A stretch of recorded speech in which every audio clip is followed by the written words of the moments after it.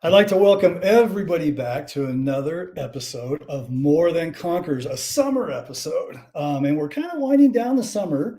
I know that some of you might be going back to school this coming up week. Others, kind of like ourselves, we go a little bit more into August. I think our first day is like August 22nd, something like that. So we go a little bit further in, but I do know some of you now are winding down your summer. And I hope this has been a great summer for you. And I hope that we have been able to bring some encouragement to you during your summer. Today's broadcast, this is something a little bit different that the Lord's kind of placed upon my heart for you guys, the listeners. Um, and here's what this is basically about. And you know what? I wish so bad that when I was growing up, we had a way to be able to watch episodes like this and to listen to some people who have already went through their careers and could give some insight about choosing certain career paths. So that's what we're going to be doing today. Actually, we will be doing this several times throughout the fall and the spring, and that is interviewing people in certain career paths that they've chosen, that God has called them into, and talk about what they go through, how they serve the Lord in that career path, and what divine appointments happen in order for them to get on those career paths. A better term that I like to use and I tell my students about is I like to call it a vocational calling. A vocational calling, meaning God's calling you into a certain career path, and you will be then planting seeds in that career path for God's kingdom principles. And that's kind of what we want to focus on when we have these episodes on vocational callings. Okay. And this is important. And this is what I mean. Gosh, if I had this opportunity to be able to listen to episodes like this when I was younger, it would have really helped me to understand more about what God is calling me on. Some of you guys right now are getting ready for your maybe senior year of high school, junior year of high school. And right now you're really starting to feel a little bit of like, what do I want to do in a career? What pathway am I wanting to choose? You might be in college and kind of going through that. Sometimes in college, you'll change your mind a couple times going through your career path, depending upon maybe an instructor teaching a certain subject. You really enjoyed the class and you're like, you know what, maybe I need to go down this path. So it's a very challenging time trying to make the decision of what career path that God is calling you down. So today we're starting off with our first one, and we're going to be discussing and having a conversation that was pre-recorded with Chris Calvert. And he's a fireman, and he's going to be talking about the challenges of what he went through as being a fireman and some divine appointment situations that got him down that career pathway. This is an excellent, excellent conversation I had with Chris. Chris has been a very dear friend of mine for many, many years. And we have been on the journey of being believers as friends and going through our careers and talking and having many, many discussions when we get to our stick points of how to handle a certain situation in our careers and maybe what's God trying to teach us and show us. So I want you to enjoy this episode. And for those of you right now that are really starting to think about what do I want to be and what is my vocational calling, I hope if you're thinking about being a fireman or going down in any kind of public service like that, I hope this episode kind of helps you out a little bit in regards to the challenges and the great blessings that are going to come on those career path choices that God has for you. Jared, can you go ahead and pull up our episode? This is Chris Calvert, and I hope you guys enjoy this conversation. Hey, brother, so nice to have you on right now on More Than Conquerors. And kind of like I told you before, this is our first uh, broadcast of taking on the career paths of what we would like some of our listeners to kind of enjoy and get an understanding of what it's like to be in that certain career. And we've had some emails coming in of people kind of interested in becoming a firefighter. So for our first one, Chris, it is so nice to be able to have you on. And I'm so thankful that you decided to be able to give up some of your time and come on the show and share with our listeners exactly what it is to be a firefighter. Um, can you just give the listeners a little bit of a background on where you were at? Just so you know, Chris just recently retired. So he's going to kind of give us some background on the department you served with and what you did with the department. Well, it's great to be here with you, brother. That's for sure. Thank you so much for having me. Um, I was with Chino Valley Fire in Southern California, which kind of incorporates the city of Chino and Chino Hills, and then unincorporated areas around there, the Dairy Preserve, and also airport, stuff like that. So we had a lot of what they call urban interface area along, with city and then wildland and a state park and all that. Um, I was a firefighter to start off with, and eventually became an engineer, and that was where I wanted to be. I absolutely loved it. I got to drive a fire engine. How bad can that be, right? Yes, For many exactly. years, and so I was responsible for getting guys to and from, you know, uh, the station to the scene safely, get them water, uh, take care of other things. Obviously, we all have our roles, right? And I was part of what we call our USAR team, which is Urban Search and Rescue. So we did like building collapse, trench collapse, swift water rescue, confined space rescue, high angle ropes, low angle ropes, stuff like that. And heavy, like moving heavy equipment or something like that if someone was trapped. So I got to do that for a lot of years. So that was a lot of good training too. Mhm. Um, but it was just a great career. I did 30 years and retired. And the next day I moved out of Southern California. Yes, and oh, what a move that was, by the way. Yes. Oh That's my gosh. that's for sure. Well, you know what?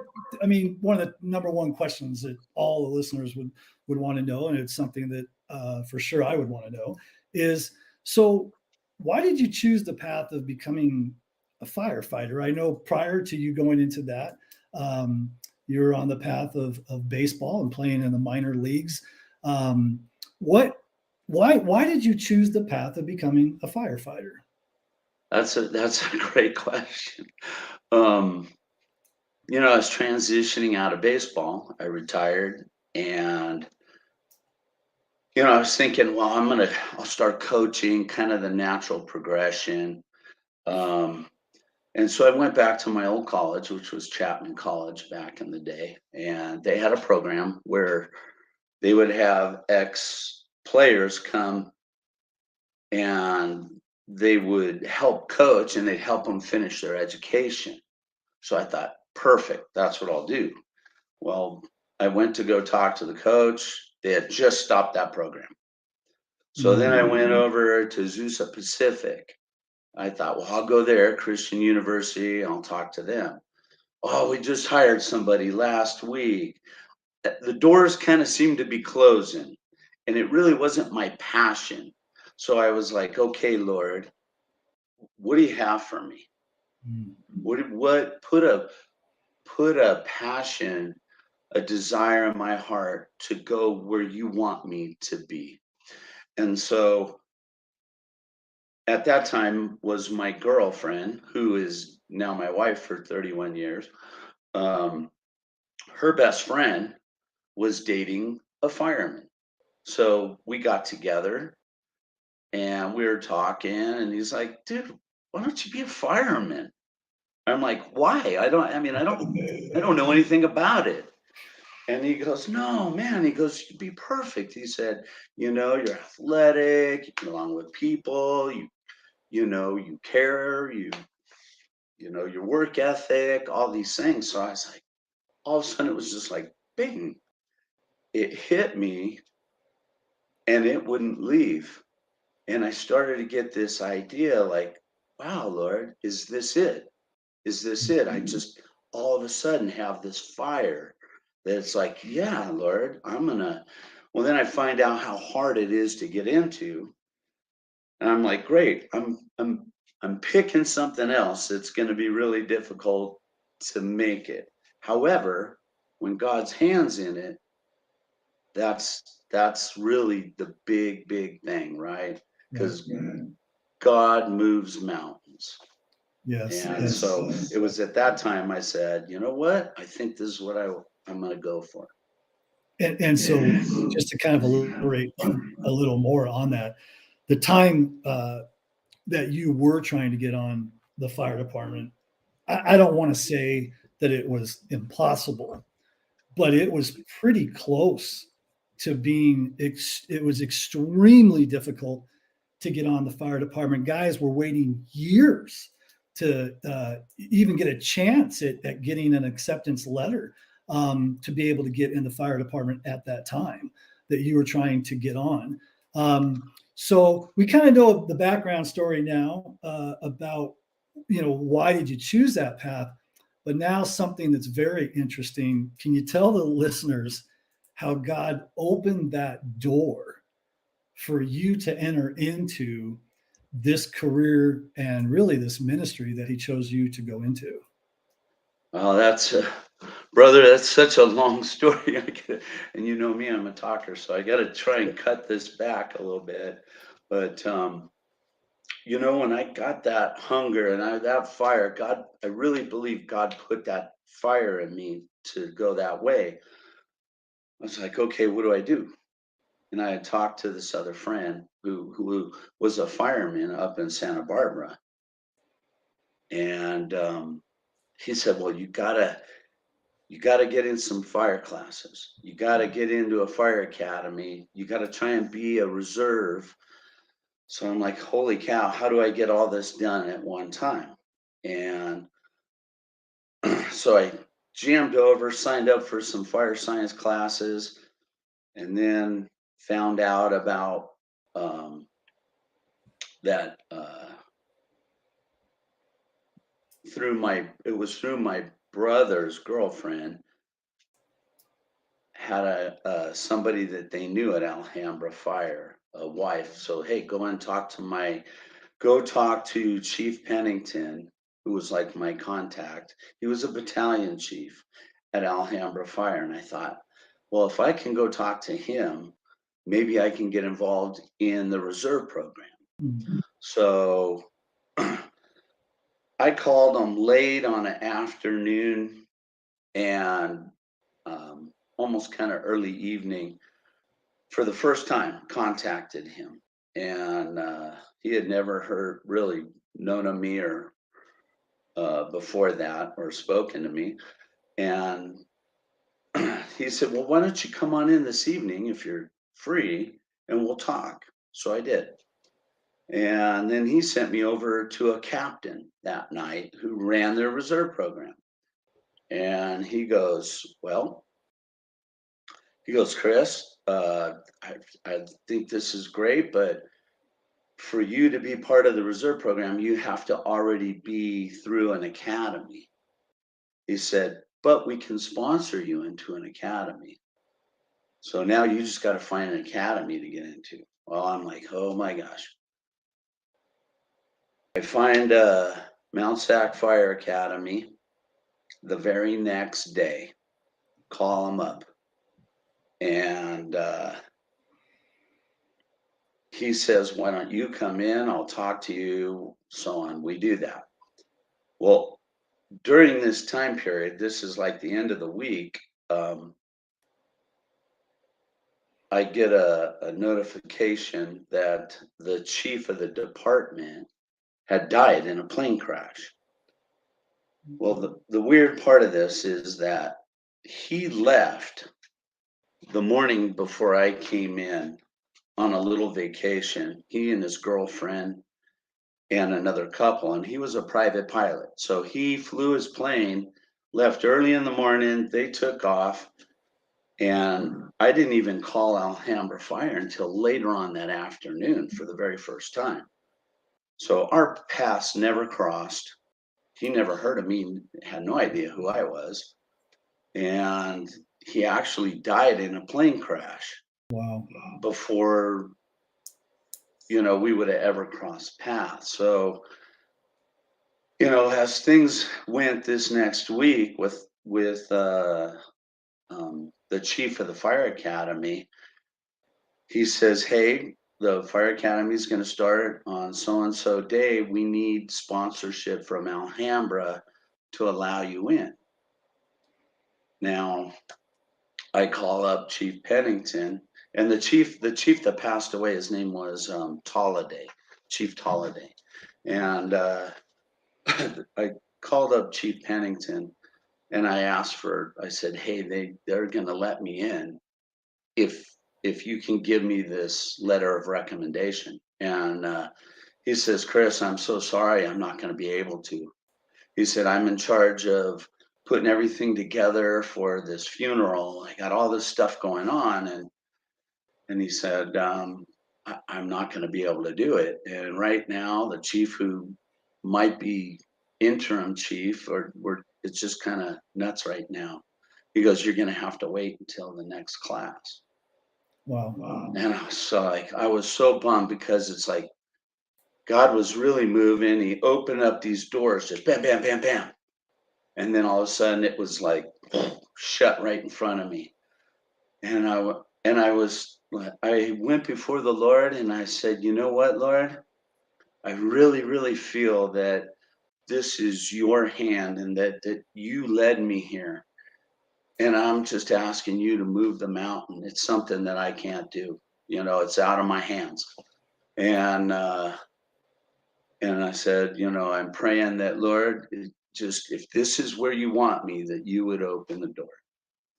So I called up the chief of the academy to tell him that he wasn't going to get the letter and he goes, "Hey, Chris, I got the letter of recommendation." And I'm like, "What?" Yeah. And he says, What? "Yeah." I go, "From who?" And he says, "Chief Tolliday." Signed by Chief Tolliday. He said, "Yes." That's crazy. I mean, so a chief who had died and never met me sent a letter for me to get into this academy. How does that happen? Wow. So I call up Chief Pennington and say, "Hey, thank you." And he goes, "Chris, I have no idea what you're talking about." He said, "I did not send that." Wow. And he said, "All I can tell you is if they're going to let you in, go." Wow. So I really Wow. took that as God's hand and no one can explain it. No one has ever been able to explain it. Yes. And I knew people from Alhambra Fire down the line that I met, and they're like, "Wow, that is crazy." Making the impossible possible. Right. They're like, "Well, he must have wrote that letter before he left." I go, "Well, Yes. maybe he did, Yeah. but he didn't know who I was. Right. Never heard of me. No one at Alhambra Fire even heard of me Yeah. before." Wow. So, It's unbelievable. isn't that That is a crazy? great, yeah, that is a great story uh, for us to really kind of gravitate to, with the full understanding that, yeah, truly, when God says that he can make the impossible possible in our lives, um, he can do things that when we try to figure it out, it doesn't usually go that way. And when we hit that roadblock, when we feel we're being called in something, you're going to hit a roadblock. You're always going to hit a roadblock. that was kind of a defining moment for you in the very beginning of hitting that roadblock, that God, not your hand, made it possible. God's hand made it possible. Amen. That's awesome. That is so cool to be able to listen to that kind of a story. I think that the other question that all of us have to think about when you take this kind of a career path is that there is this glorified vision of driving the fire engine, honk honk, sirens on, and you're fit and you're looking good and everybody's having fun and this beautiful giant red machine coming down. But then you have the other side of it that is really the reality, that you are many times coming on a call where it is nothing but tragedy. And you're facing people that probably it might be one of the worst days of their life. And and then the danger factor that comes into it with just you yourself in this career path.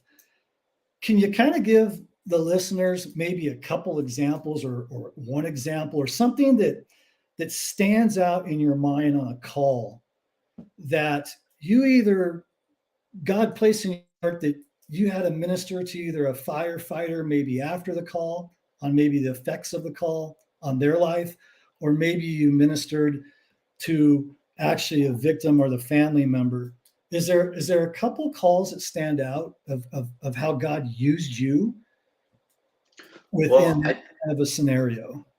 I can say, well, one kind of a very interesting one, I would say, was I was not even on duty. I was a rookie. Um, my very first year, my wife and I were living in an apartment there, and I was I was tore up from being up 5 times the night before, and being up all the time as a rookie. I came home and I was trying to study and I fell asleep and I woke up to a commotion. I ran out and my neighbor's little boy, like 2 year old, they had a 2 year old and a 4 year old, had wandered off into where the pool was. And the gate didn't lock like it was supposed to. And so they went in and the little guy fell into the jacuzzi and he couldn't get out and he drowned. And the little boy somehow, he knew something was wrong, the 4 year old. So he made his way back to the apartment and was trying to, say, I need help. So, I go running out and, I follow him over to the pool and find the baby in the jacuzzi.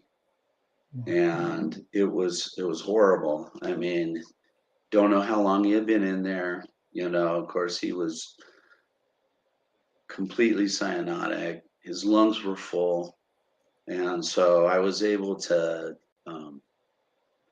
start CPR and I squeezed him to get all of the water out of his lungs. And then my other neighbor came, who was a CHP officer, and we did CPR on this little guy, and he survived. He came back Wow. and never had any deficits after that. And there was they were a Korean American family who were pastors. Wow. And they were my next door neighbor. And I'll tell you what, at that point, I'd only been on like maybe 2 months or a month and a half. And I really felt right then, like, God, if I never do anything else in my life, as in my career, this was why I was here, Wow. you know? And then it was the ministering with the family and sharing after and so on. And that was one, that stood out. And I have just from the very beginning, but in your career, everybody has like the three worst or top calls you have and that you go through or experiences you go through. And as one comes and supersedes one, it falls off, it's Yeah. kind of triaged out. It's kind of weird, but you know, talking to family after the passing of a family member in a really horrific situation, whether it be vehicle, heart attack, stuff like that. It's just loving people. It's just loving people and being there. Sometimes it's not saying anything. It's just being there. Right. And them knowing that you did your best. And there's so many. Right. How do you put your hand on one, two, Yes. apart from that? But um, I would say having the ability to share, and we had a chaplain program which was awesome. Yes. So we were able to call in a chaplain to certain situations and Right. be able to introduce them.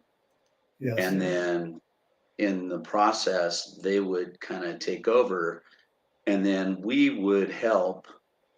Like if it's a fire or something like that, then our association or a crew would come together and help them out in the long run, raise money, bring stuff, and just kind of show love and support.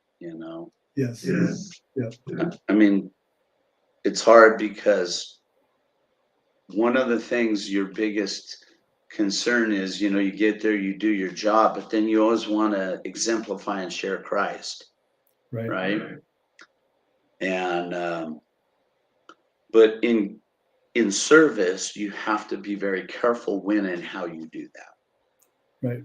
So I would tell people, hey, I'm praying for you. Yes.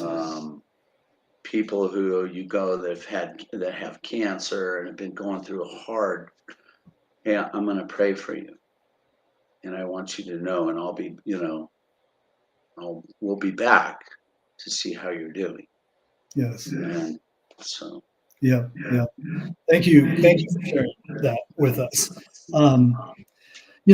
Our last episode, in our last episode, we were kind of talking about the getting off the fence a little bit, not being that secret believer, and taking a stand for Jesus Christ. That could be at our school. It could be at the college. It could be on your team. It could be at your workplace. Has the Holy Spirit put anything in your heart to share with our listeners, and to encourage our listeners on how to take a stand today in this world of what's happening? And has the Holy Spirit put in your heart anything to be able to share with our listeners in regards to that? well, I mean, the world is crazy right now. I think if you're a Christian, and you have a Christian worldview, you can see how things have changed drastically, right, in our society, and the push for society norms to take over as right and wrong versus biblical, right? Mm-hmm. All I can say is the number one way is to live it. If you don't live your values, you're no different, right? We're no different than anybody else. And the world is going crazy, but guess what? It's supposed to. Yeah. It's kind of all in God's hands, and it's all in His timing. So nothing gets by Him. It's not a secret, and it's not a surprise. But He tells us to take courage, right? And like Right. you're saying, stand up and be bold. Yes. How do you do that? Again, you live it. And in those situations where it's difficult, you love people. How will they know we're Christians? By our love, right? Yes. It's easy to sit back and point a finger um, at how wrong it is and how bad it is. And trust me, I might be the first person to do that and say this is wrong, this is wrong. But I I know that loving people. I'm not saying accepting sin. I'm Right. saying loving people, Right. right? So sinful lifestyle or whatever is a whole nother thing. I'm saying love people Yeah. and take courage because the Lord is with you, and that it's in His strength that you can do it. Trying to do it on your own is going to be pretty tough. You're going to run out of gas. But Yes. if you move where, if you try to move with where the Spirit is leading you, guess what? He's there. He doesn't say, "Hey, go in that room. You're on your own." Yes. He's there. So therefore, he's there to lead you, guide you, protect you, and keep you, Yeah. and put the armor on every day. Absolutely. It's so interesting that you bring up love. God is so good, because Chris and I did not talk about this at all. About this. Matter of fact, I told him I have a question that I'm not going to tell him about. I'm just going to let him respond and let the Spirit talk to him. And that was the question. Um, and this is so cool, because last night I was listening. I just felt like I need to spend some quiet time with the Lord. And I was listening to, I like doing those audio books, because for me to sit and read sometimes, I don't do that. Okay. So I do the audio book. And it was I haven't heard this one before. And it was kind of, it was by Miles Monroe. And I actually talked to my wife about this morning. What he was talking about is that he's talking about us being created in God's image. Okay. But when you look at it, it's kind of like a builder. So if I'm going to go ahead, and by the way, people, this is a really bad example because I'm the worst builder ever. Okay. Ever. Right. But I'm going to use this as an example. But if I'm a builder and I'm getting ready to build something, first of all, I have to have a plan. And as I'm dealing with that plan, I then start doing the building with a plan. As I'm doing the building, I'm going to be doing things that mean a lot to me, a lot like a painter painting a painting. And if as I'm building that, if you come and see that build that I did, really, you're looking into my heart, my creation, okay, Mm-hmm. of that. We see that in paintings with the painters. They paint something. It's really, we're able to look into that creator's heart and what they are about. And he brings up this main fact that God doesn't just say he loves us. God is love. Is love. That's that's a whole nother ballgame right there. That is so powerful, that the God who created us and put that spirit that he has into us with his design, he's also planting that love that only he, the creator of love and is love, is within us. And as we're going through this time period right now, that is so important to understand, because what is the other side trying to do? What is evil trying to do? Trying to bring on fear and oppression. We Oh talked yeah. about last week that if we can put fear, if somebody can put fear into you, then they can completely control you. And we're watching this happen. But what does scripture say?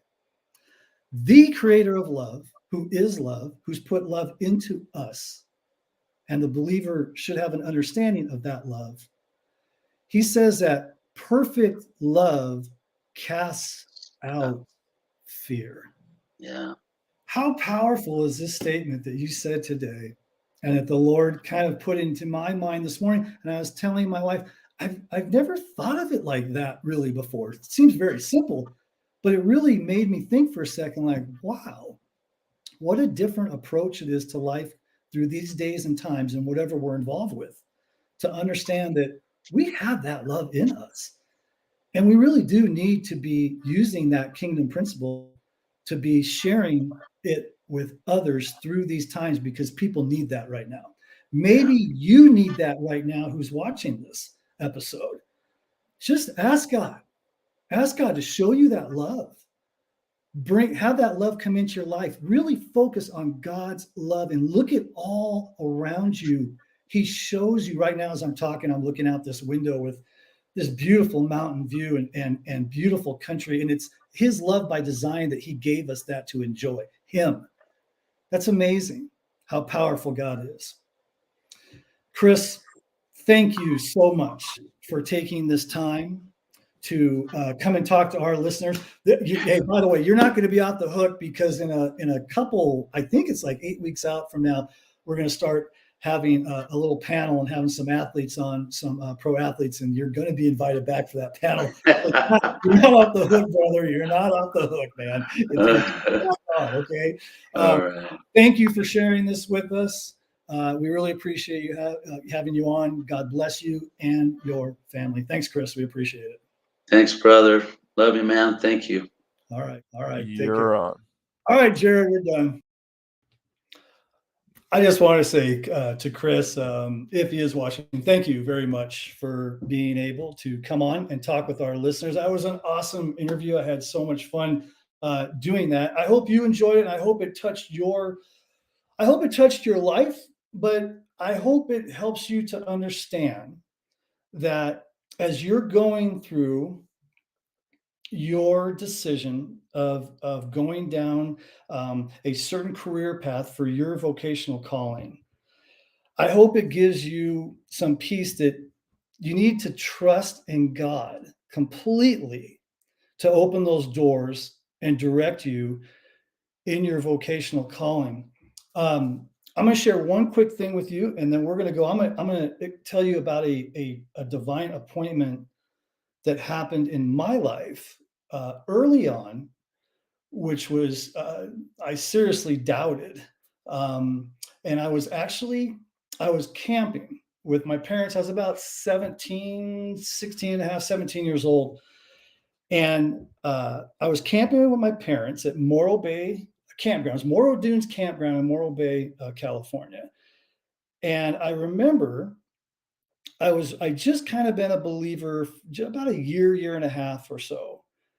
And I was really starting to figure out, Lord, like, this is what I'm going to do for you. You know, I'm going to play professional sports, and I'm going to share through professional sports all about you and your love, and witness through that platform. And I had it all figured out in my mind. And I ended up going one day as we were camping. I went into the bathroom area, and the campground had this like large bathroom kind of a deal where they had a bunch of showers in there and all this kind of stuff. And I was just shaving, and this gentleman came up next to me who was actually witnessing to my father. My father was not a believer. And around the campfire the night before, I happened to walk by, and I listened to him, and he was witnessing to my dad. And I thought, you know what, I'm just going to let this guy kind of talk to my dad, because he won't listen to me. Okay. So I figured, hey, I'm watching my dad. He's listening to this pastor. And actually, yeah, I found out that he just kind of retired as being a pastor. So he happens to come up next to me during this time as I'm shaving, and he just started having casual conversation with me. And he asked me this question. He said, so what do you want to do with your career? And I said, oh, yeah, I'm going to be a professional athlete. And I'm going to go ahead and share the Lord through that. And he was very polite, and he just kind of looked at me, and he says, you're going to be a teacher, and you're going to be a coach. And I just looked at this guy, and I got to tell you something. Anybody that knew me, for me to be a teacher was basically going to be impossible. First of all, I couldn't stand school. And the only reason why I went to school was because it's the only way I could play sports. Okay. And I just barely got grades to get through and make sure that I was eligible to be able to keep playing sports. So for this guy to tell me he's a teacher, the first thing that came to my thought was like, oh Lord, this poor guy, he has no clue. No wonder why he retired as a pastor. I mean, he just doesn't get it. And I just looked at him and I said, oh, okay. And I walked out and I thought, oh my gosh, really, Lord, this is the guy who you send to me to give me a word that I'm going to end up being a teacher and a coach? You got to be kidding me. Well, 30 years later, a teacher and a coach, God used that man to plant a seed in my heart, which I had no idea that I would end up going down that path. I think I had it all figured out, going a different direction. It was a long story to get to the teaching and coaching industry, but he was used as a divine appointment when I least expected it. God is so good. Let me pray for you, and then we'll go ahead and close out this episode. Father God, we just right now, I lift up all the listeners, all these beautiful, young listeners that are right now looking out to you and saying, where do you want me to go? What do you want me to do for you? What is my vocational calling for you? And Lord, I ask that you arrange divine appointments for each one of these people, that you show them. The game has certainly changed right now. We need these young people to rise up and become leaders, government officials, running ecclesias all over, being on fire for you right now. We need the youth to step up in this world and to be willing to serve you in that vocational calling. And God, I just ask that you would encourage them, give them the spirit of boldness. Let them understand that they will never fail as they walk with you. We praise you. We love you. We thank you. In Jesus' name, amen. Well, thank you for joining us on this episode. And 2 weeks from now, what we're going to be doing, because most of you will be kind of getting back to school or just about ready to get back to school, we're actually going to be talking about how can you start to apply your vocational calling as a student going into this school year, and putting together kind of a basic plan of let's put this thing together and let's make a big impact at the places that God has us to go in schools all around this country. Take care. Oh, we have a question? There's actually a question on YouTube side from Raw H20. They ask, what if you are retired? Oh, that's a good one, because Coach Owens is just about ready to go down that path. So I'm going to assume the question is, what if you're retired and you're getting ready to go into another vocational calling, or maybe a ministry or something like that? So I'm going to take that assumption of what that is. Hey, you know what? That is so powerful, because we also need the older people, okay, to give direction to the younger people.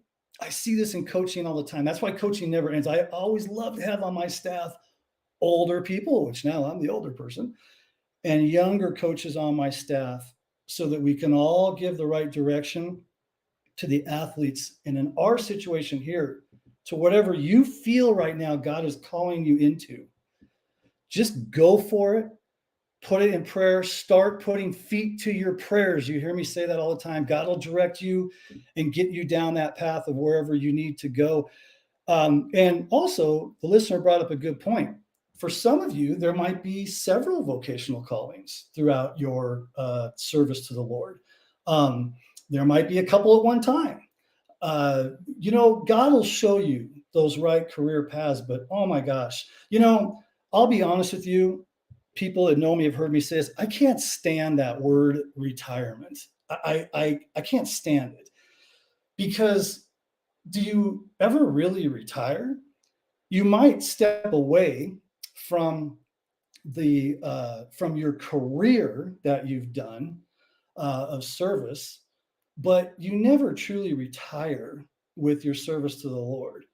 And I think God will open up a lot of doors for you during that time, because what you have now is this is important, so please listen.